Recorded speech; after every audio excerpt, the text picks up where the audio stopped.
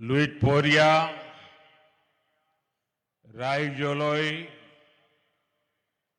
मूर श्रद्धा, अरुण मरोम जासीसु असम के गवर्नर लक्ष्मण प्रसाद आचार्य जी, मुख्यमंत्री हेमंता बिस्वा शर्मा जी, केंद्र में मेरे सहयोगी हमारे पूर्व मुख्यमंत्री सर्बानंद सोनोवाल जी, राम मोहन नायडू जी, मुरलीधर मोहोल जी, पवित्रा मार्गरीटे जी, असम सरकार के मंत्रीगण, अन्य महानुभाव, भाई और बहनों,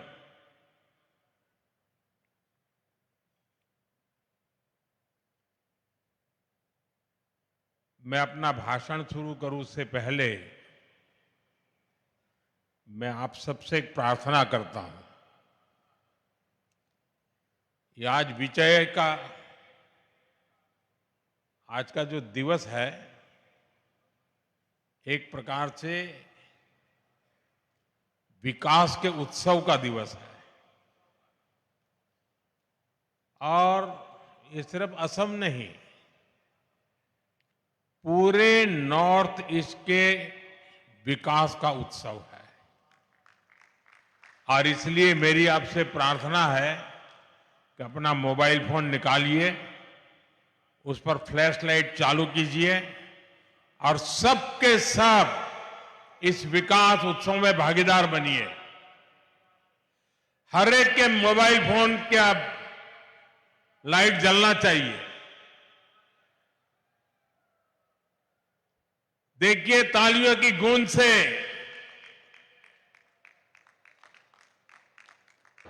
पूरा देश देखेगा कि असम विकास का उत्सव मना रहा है।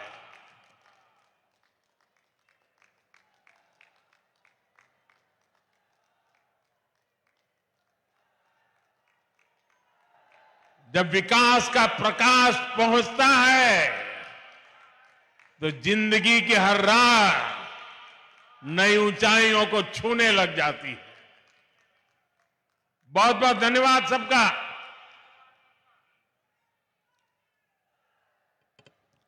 साथियों, असम की धरती से मेरा लगाव, यहां के लोगों का प्यार और स्नेह और खासकर असम और पूर्वोत्तर की मेरी माताओं बहनों का अपनापन, ये मुझे निरंतर प्रेरित करते हैं, पूर्वोत्तर के विकास के हमारे संकल्प को ताकत देते हैं। मैं देख रहा हूं आज एक बार फिर असम के विकास में नया अध्याय जुड़ रहा है और ऐसे में भारत रत्न भूपेन दा की पंक्तियां बहुत सटीक हो जाती है। लुइदोर पार जिलिकाई टूली बोलोई आमी प्रतिज्ञाबद्ध आमी संकल्पबद्ध, यानी लुइत नदी का तट उज्जवल होगा, अंधकार की हर दीवार टूटेगी और ये होकर रहेगा, यही हमारा संकल्प है, यही हमारी प्रतिज्ञा है। साथियों, भूपेन दा की ये पंक्तियां केवल एक गीत नहीं थी, ये असम को प्यार करने वाली हर महान आत्मा का संकल्प था और आज ये संकल्प हमारे सामने सिद्ध हो रहा है। जैसे असम में विशाल ब्रह्मपुत्र की धाराएं कभी नहीं रुकती, वैसे ही बीजेपी की डबल इंजन सरकार में यहां विकास की धारा भी अनवरत बह रही है। आज लोकप्रिय गोपीनाथ बोरदोलोई एयरपोर्ट के नए टर्मिनल का उद्घाटन हमारे इस संकल्प का प्रमाण है। मैं सभी असम वासियों को, देश के लोगों को इस नई टर्मिनल बिल्डिंग के लिए बहुत बहुत बधाई देता हूं। बहनों और भाइयों, अब से कुछ देर पहले मुझे गोपीनाथ बोरदोलोई जी की प्रतिमा का अनावरण करने का सौभाग्य मिला है। बोरदोलोई जी असम के पहले मुख्यमंत्री थे, असम का गौरव थे, असम की पहचान, असम का भविष्य और असम के हित उन्होंने कभी भी इससे समझौता नहीं किया। उनकी ये प्रतिमा आने वाली पीढ़ियों को प्रेरित करती रहेगी, उनमें असम को लेकर गौरव की भावना जगाएगी। साथियों, आधुनिक एयरपोर्ट जैसी सुविधाएं, कनेक्टिविटी का आधुनिक इंफ्रास्ट्रक्चर ये किसी भी राज्य के लिए नई संभावनाओं और नए अवसरों के गेटवे होते हैं। ये राज्य के बढ़ते आत्मविश्वास और लोगों के भरोसे के स्तंभ होते हैं। आप भी जब देखते हैं कि असम में इतने शानदार हाईवे बन रहे हैं, एयरपोर्ट बन रहे हैं, तो आप भी कहते हैं अब जाकर असम के साथ न्याय होना शुरू हुआ है। वरना साथियों, कांग्रेस की सरकारों के लिए असम और पूर्वोत्तर का विकास उनके एजेंडे में ही नहीं था। कांग्रेस की सरकारें और उनमें बैठे लोग कहते थे, असम और पूर्वोत्तर में जाता ही कौन है। कांग्रेस कहती थी असम को, पूर्वोत्तर को आधुनिक एयरपोर्ट की, हाईवेज और बेहतर रेलवेज की जरूरत क्या है। इसी सोच की वजह से कांग्रेस ने दशकों तक इस पूरे क्षेत्र की उपेक्षा की। साथियों, कांग्रेस 6-7 दशक तक जो गलतियां करती रही और मोदी एक एक करके उसको सुधार रहा है। मोदी कहता है, कांग्रेस वाले नॉर्थ ईस्ट जाएं या न जाएं, मुझे तो नॉर्थ ईस्ट और असम आते ही अपने लोगों के बीच होने का एहसास होता है। मोदी के लिए असम का विकास ये जरूरत भी है, जिम्मेदारी भी है और इसकी जवाबदेही भी है। और इसलिए साथियों, बीते 11 वर्षों में असम और नॉर्थ ईस्ट के लिए लाखों करोड़ रुपयों की विकास परियोजनाएं शुरू हुई है। आज असम आगे भी बढ़ रहा है और नए कीर्तिमान भी गढ़ रहा है। मुझे जानकर अच्छा लगा कि असम भारतीय न्याय संहिता लागू करने में देश में नंबर 1 राज्य बना है। असम ने 50 लाख से ज्यादा स्मार्ट प्रीपेड मीटर लगाकर भी एक नया रिकॉर्ड बनाया है।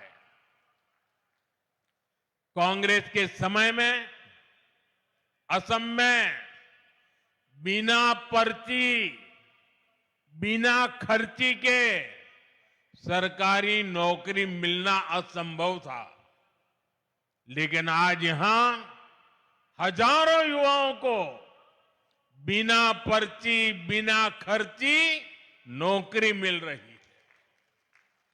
भाजपा की सरकार में असम की संस्कृति को हर मंच पर बढ़ावा दिया जा रहा है।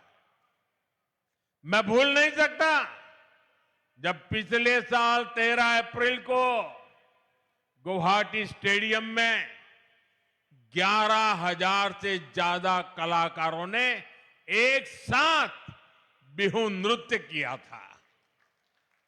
इस घटना को गिनीज वर्ल्ड रिकॉर्ड में दर्ज किया गया है। ऐसे ही नए रिकॉर्ड बनाते हुए असम तेजी से आगे बढ़ रहा है।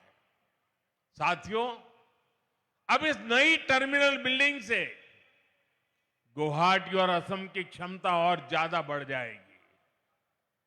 इस टर्मिनल पर हर साल करीब 1.25 करोड़ से ज्यादा यात्री सफर कर सकेंगे। यानी बड़ी संख्या में पर्यटक भी असम आ सकेंगे। श्रद्धालुओं के लिए मां कामाख्या के दर्शन की सुविधा भी आसान हो जाएगी। इस नए एयरपोर्ट टर्मिनल में कदम रखते ही ये साफ दिखता है, विकास भी और विरासत भी, ये मंत्र के मायने क्या है। इस एयरपोर्ट को असम की प्रकृति और संस्कृति को ध्यान में रखकर गढ़ा गया है। टर्मिनल के अंदर हरियाली है, इंडोर फॉरेस्ट जैसी व्यवस्था है, चारों तरफ प्रकृति से जुड़ा डिजाइन है। यहां आने वाला हर यात्री सुकून महसूस करे। इसकी बनावट में बांस का खास इस्तेमाल किया गया है। बांस असम के जीवन का अभिन्न हिस्सा है। वो यहां मजबूती भी दिखाता है और खूबसूरती भी। और दिल्ली में बैठे हुए भूतकाल की सरकारों को ये बंबू क्या है इसकी पहचान भी नहीं थी। आप हैरान होंगे, 2014 में आपने मुझे काम दिया, उसके पहले हमारे देश में एक कानून था।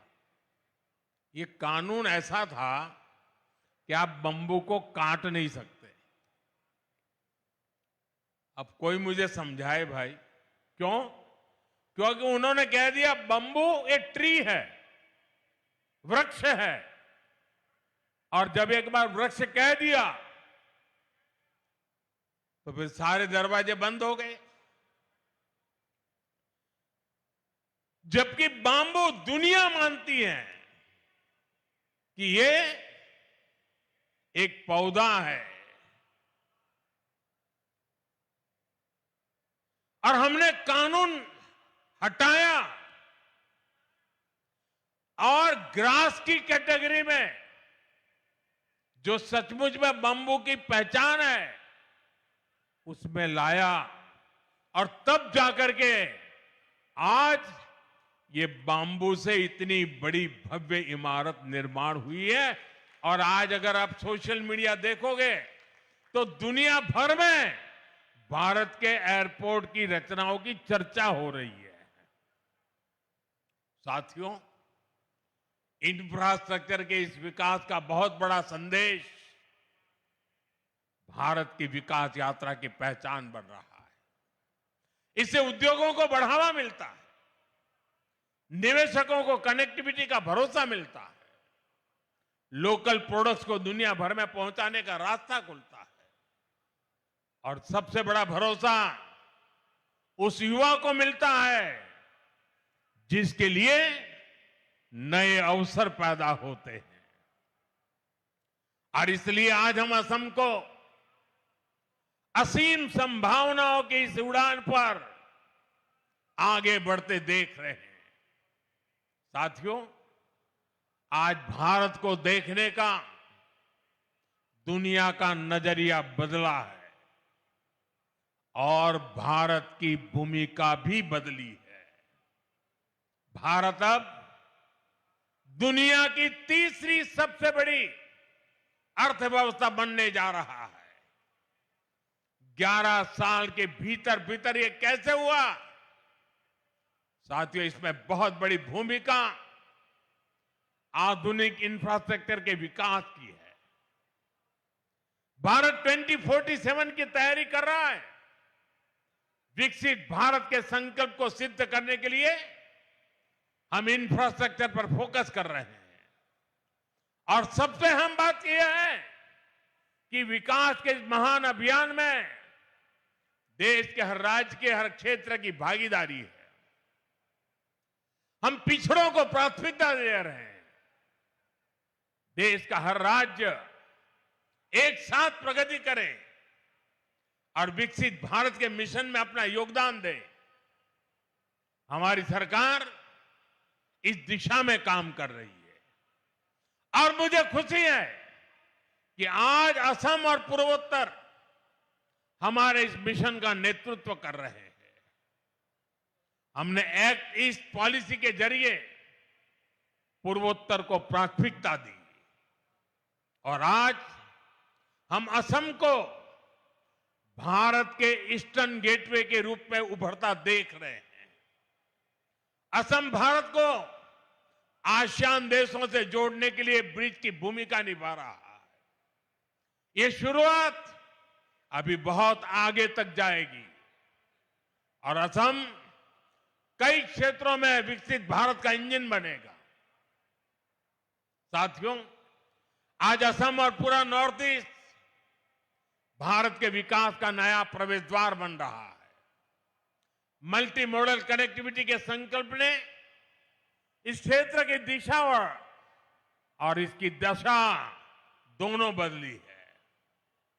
असम में नए पुल बनाने की रफ्तार, नए मोबाइल टावर लगाने की स्पीड, विकास के हर काम की गति सपनों को हकीकत में बदल रही है।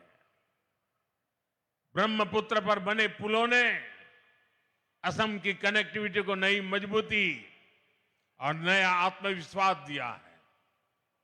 आजादी के बाद के 6-7 दशक में यहां केवल 3 बड़े पुल बन पाए थे, लेकिन पिछले 1 दशक में 4 नए मेगा ब्रिज पूरे किए गए हैं।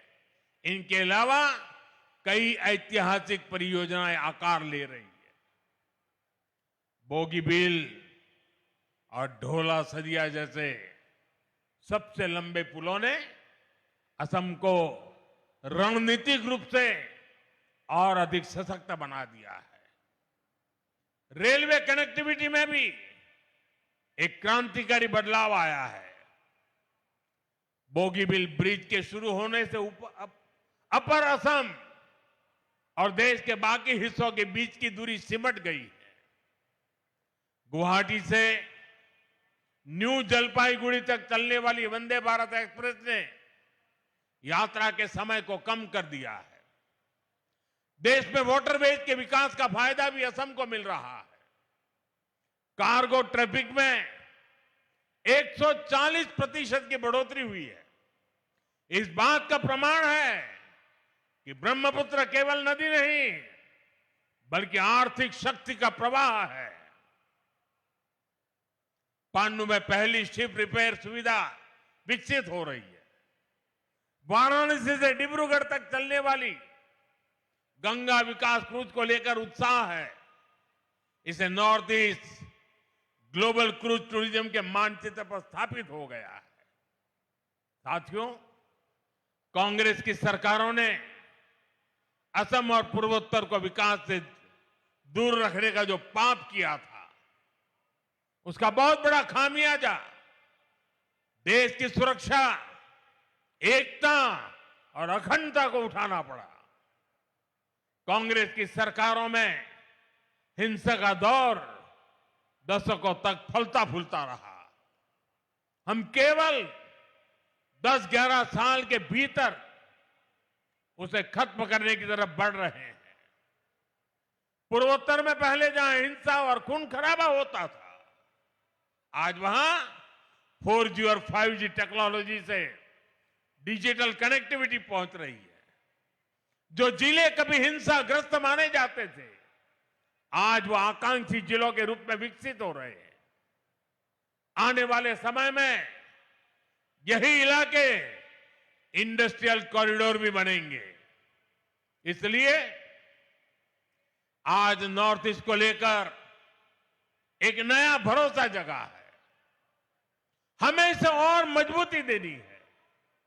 साथियों, हमें असम और पूर्वोत्तर के विकास में कामयाबी इसलिए भी मिल रही है कि हम इस क्षेत्र की पहचान और संस्कृति की सुरक्षा कर रहे हैं। कांग्रेस ने एक और पाप किया था। उसने यहां की पहचान को मिटाने की साजिश की थी। और यह षड्यंत्र केवल कुछ वर्षों का नहीं है। कांग्रेस के इस पाप की जड़ें आजादी के पहले से जुड़ी है। वो समय जब मुस्लिम लीग और अंग्रेजी हुकूमत मिलकर भारत के विभाजन की जमीन तैयार कर रहे थे, उस समय असम को भी अविभाजित बंगाल का यानी ईस्ट पाकिस्तान का हिस्सा बनाने की योजना बनाई गई थी। कांग्रेस उस साजिश का हिस्सा बनने जा रही थी। तब बोरदोलोई जी अपनी ही पार्टी के खिलाफ खड़े हो गए थे। उन्होंने असम की पहचान को खत्म करने के इस षड्यंत्र का विरोध किया और असम को देश से अलग होने से बचा लिया। भाजपा पार्टी हमेशा पार्टी लाइन से ऊपर उठकर हर देशभक्त का सम्मान करती है। अटल जी के नेतृत्व में जब भारतीय जनता पार्टी की सरकार आई, तब उन्हें भारत रत्न दिया गया।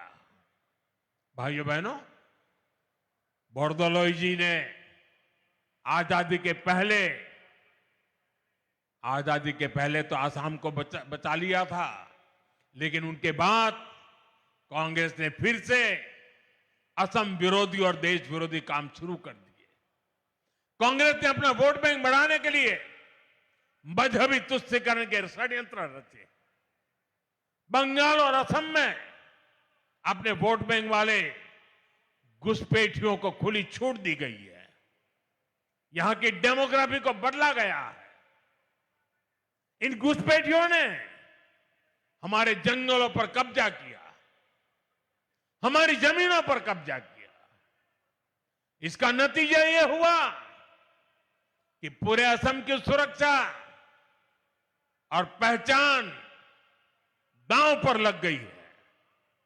साथियों, आज हेमंता जी की सरकार और उनकी टीम के सभी साथी बहुत मेहनत से असम के संसाधनों को इस गैर कानूनी और देश विरोधी अतिक्रमण से मुक्त करा रही है।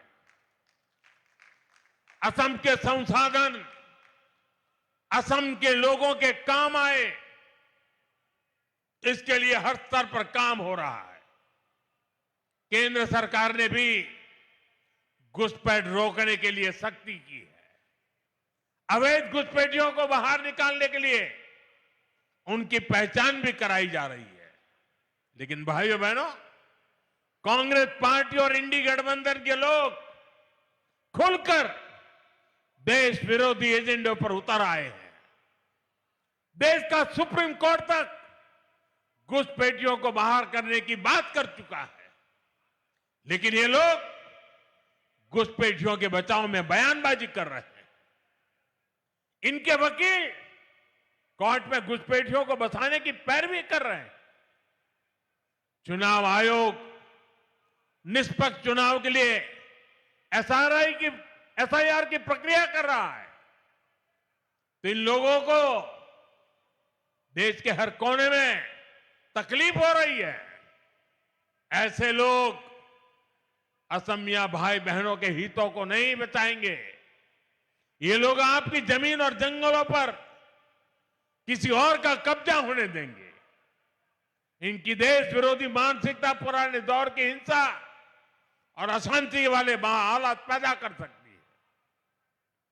और इसलिए मेरे आसाम के भाई बहन, हमें बहुत सावधान रहना है। जिस असम की अस्मिता के लिए बोरदोलोई जी जैसे लोगों ने जीवन भर अपना सब कुछ न्यौछावर किया, हमें उसकी रक्षा करनी है। असम के लोगों को एकजुट रहना है। हमें असम के विकास को डिरेल होने से बचाना है। कांग्रेस के षड्यंत्रों को पल पल कदम कदम पर विफल करते रहना है। साथियों, आज दुनिया भारत की ओर उम्मीद से देख रही है। भारत के भविष्य का नया सूर्योदय पूर्वोत्तर से ही होना है। इसके लिए हमें साथ मिलकर अपने सपनों के लिए काम करना होगा।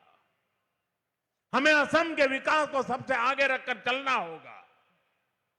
मुझे विश्वास है हमारे सामूहिक प्रयास असम को नई ऊंचाई पर ले जाएंगे। हम विकसित भारत के सपने पूरा करेंगे और विकसित असम से विकसित भारत का रास्ता बनने वाला है। इसी कामना के साथ मैं एक बार फिर नए टर्मिनल की बधाई देता हूं। आप सबका बहुत बहुत धन्यवाद। मेरे साथ बोलिए, वंदे वंदे वंदे वंदे वंदे वंदे वंदे।